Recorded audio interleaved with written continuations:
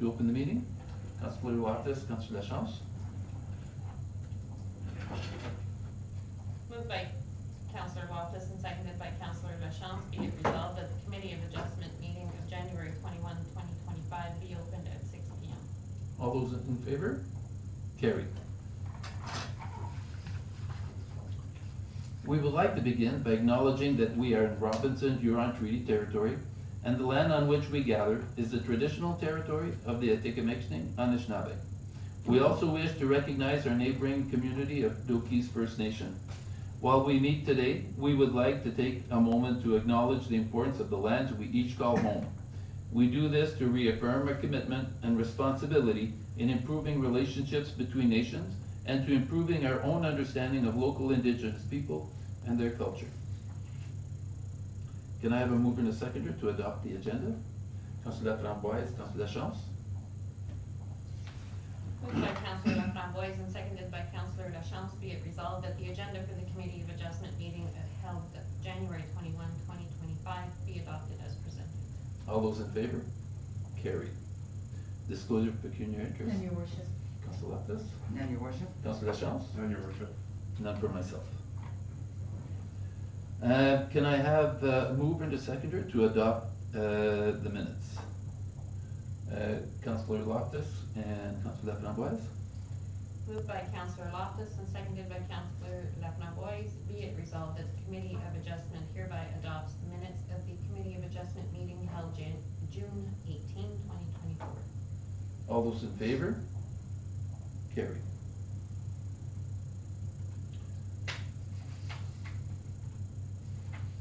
All right. This evening, there is a public hearing scheduled for one proposed minor variance. Application number A /06/0/24/SC 2249162 Ontario Inc. The Committee of Adjustment is holding a public hearing to decide whether to approve a minor variance. The committee will be presented with detail and background to the minor variance application and will receive comments from the public and agencies before the committee decision. Thank you. So notice of public hearing was posted in the municipal office and was sent by mail to the assessed owners within 60 meters of the site for the minor variance application this evening. And to those persons and agencies likely to have an interest in the application tonight, the notices were sent on January 8th of this year, 2025, being over 10 days prior to this evening's meeting. Included with each notice was an explanation of the purpose and effect of the application and a key map showing the subject property. I now declare this public hearing to deal with application number A/06/24/SC for the company 224916 Ontario Inc. The Director of Planning will advise the purpose and effect of the minor variance application and provide any other information that is relevant to this application. Thank you. So an application has been received from an Ontario company for a variance to the rural zone of bylaw 2014-26 to facilitate and complete the severance application. So the severance application was B07 of 2023. St. Charles, so when we go through severance applications with the planning board, they're conditionally approved. And in this particular case, the planning board conditionally approved the severance to create a new rural lot. And one of those conditions was a minor variance application, is why we're here this evening. Now, you might ask, well, hey, you know, you're in 2025, it's been 2 years, so just from a technicality and legal perspective, the province has now extended those provisions to clear conditions, so you have 2 years. So it's fast approaching, so Nancy's already notified the owner just to clear up all the conditions so we can issue the certificate to create the new lot, and as part of that process, which will expire March 10th of this upcoming year. So there's a couple months, but that can, you know, approach pretty quickly. So so that's why the individual had 2 years to satisfy the conditions, and they started working on this at the tail end of last year. And this is where we are today, and hopes to finalize everything and issue the severance application. Now, in terms of why the application, the technicality of it, was, the intent was to, they had a contractor's establishment that's on the subject property, and they wanted to have that a standalone business. So, they had created, just over 8 hectare lot with 80 meters, or 80.23 meters to be exact. So the variance tonight is for the relief to the lot frontage where 100 meters is required, and part of that severance proposal that was conditionally proposed was for 80.23 meters. So that's the purpose of and intent of the minor variance application tonight. And as for the retained lands as part of that severance application, again, this was kind of like, there's a few severance applications going on at the time. There's B06, which was a lot addition, and then B07 is what we're talking about tonight. That's the large crosshatch portion, and so you can see it doesn't show the measurement here, but it shows you the frontage that's on DeCoste Road, and then that was about just over 80 meters. So that was the sketch that was provided for the severance, also kind of provided for the minor variance process here tonight. And yeah, in terms of like the balance, or like just the solid white, this is the, balance of the lands. That's approximately 87.10 hectares in lot area, and has a frontage of 167.23 meters, and contains an accessory building or detached structure, which was back in the 1980s. So there's no relief requested for the balance of the lands, and the balance also maintains that rural component to that severance. So again, just more of a conditional technicality of the frontage. And that's why we're here tonight, in hopes that the individual can clear the conditions and you can clear the certificate for the creation of the new lot. And in terms of agency circulation, we circulated to staff here at the municipality, and they just had a comment just saying, hey, like when I do look over the severance application, when it gets time to like look over the survey, the lawyers, transfers, the schedules, pretty much like Nancy, what she'll do behind the scenes is she'll compile all this information for me, and then I'll review everything. So when I'm reviewing that, I'm going to ensure that portion of the road, as per this comment, if it's not transferred, make sure it's kind of transferred as it results back to the initial severance. Sometimes, like we were talking about, the road is in the individual's name, and it's more of a housekeeping item.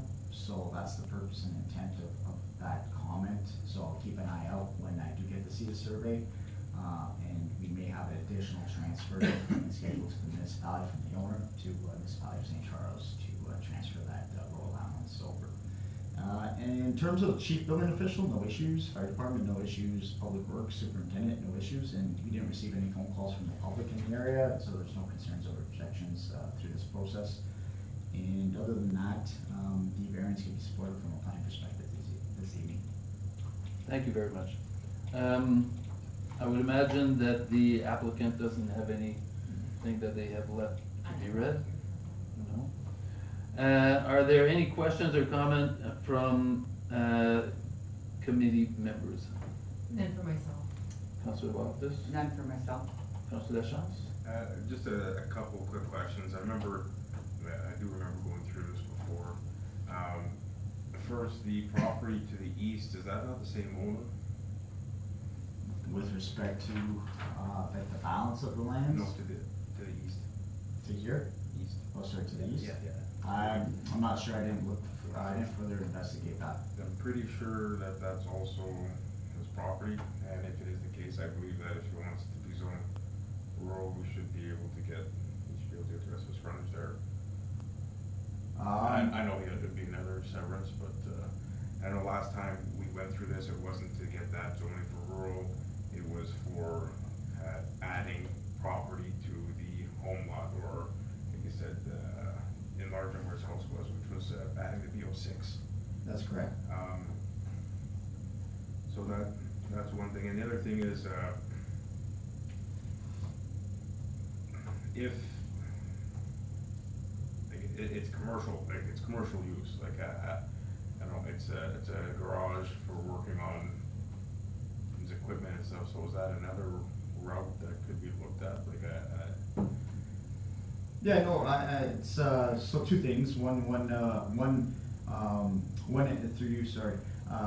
Chair, so one item, in terms of, ownership of property, so in this particular case, there's two separate roll numbers, so that's why, the planning board or myself didn't take into account the property to the east, to your Oh, point. no, for sure. Oh, No. It's just on that term.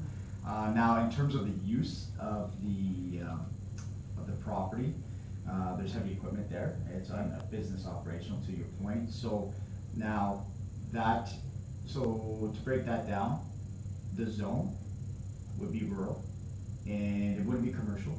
And the reason for that is the rural zone permits a contractor's establishment.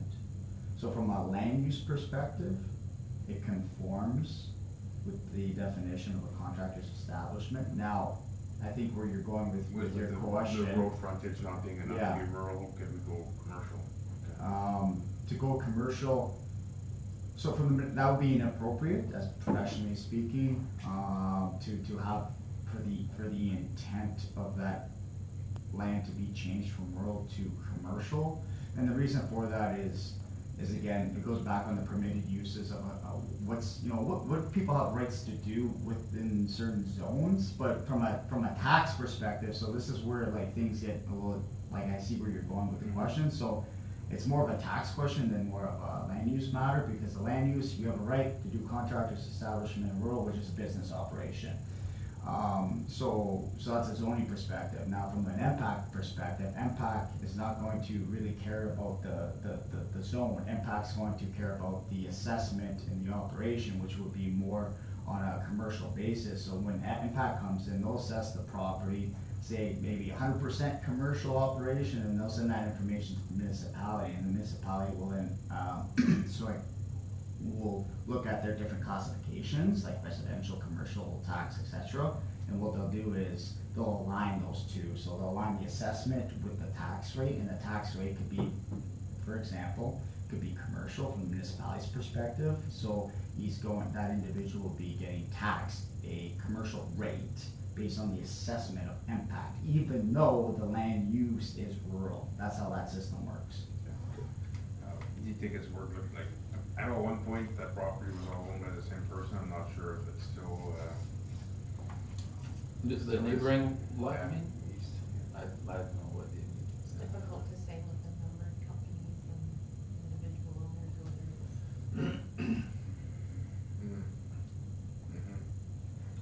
So it might just be the same family, not the same person. The reason that this is getting severed. Okay. I don't know if it's still worth looking into for that.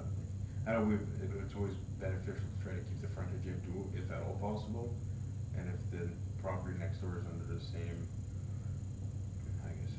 Well, if it's a It number. would have to be under the same business number. Yeah.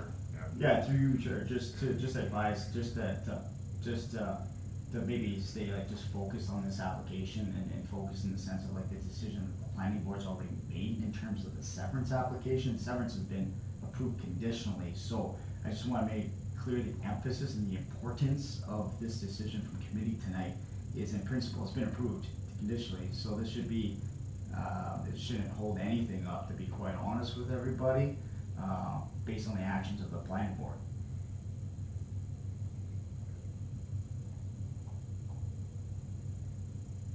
Good questions, Edward, very much. Yeah, I think that's all the questions I have.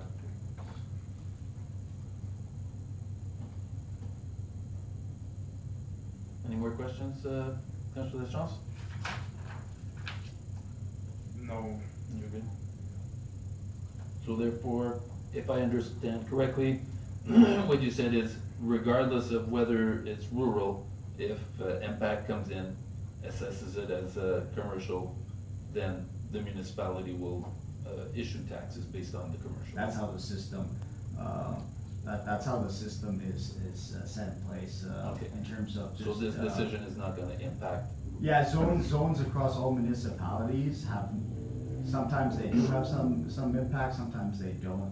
Impacts provincial government, they go in and they wanna see what you're operating your property as. They're not gonna get influenced based on like the municipality they sometimes might get involved, but very rarely do they get involved with like reaching out to the planning board or planning department. All right. One last chance, a question, Councillor Laframboise? No, Councillor Lachance did bring up Yeah. a valid question there, Yeah. just, it is questionable. Yeah. However, with the numbered Mhm. companies, it's hard. Yeah, Councillor, I have you're no good? questions, yeah. Yeah, okay.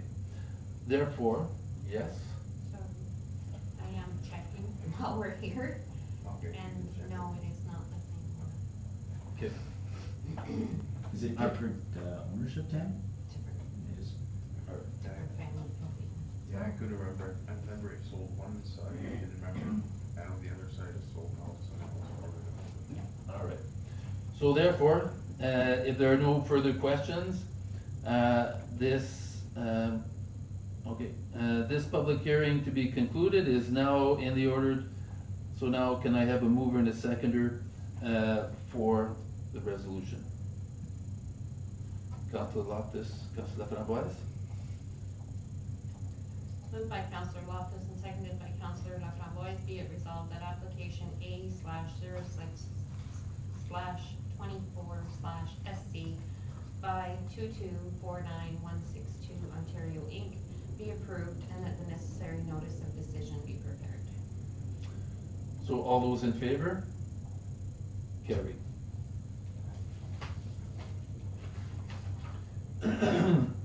Please be advised that a specific person, public body, or registered owner may appeal the decision to the Ontario Land Tribunal by filing a notice of appeal with the clerk of the municipality of St. Charles no later than February 17th, 2025. The notice of appeal must set out the reasons for the appeal and must be accompanied by the required fee, which is prescribed under the Ontario Land Tribunal Act of 2017. This fee should be made payable to the Minister of Finance. All comments will be treated as public record and given out to people upon request.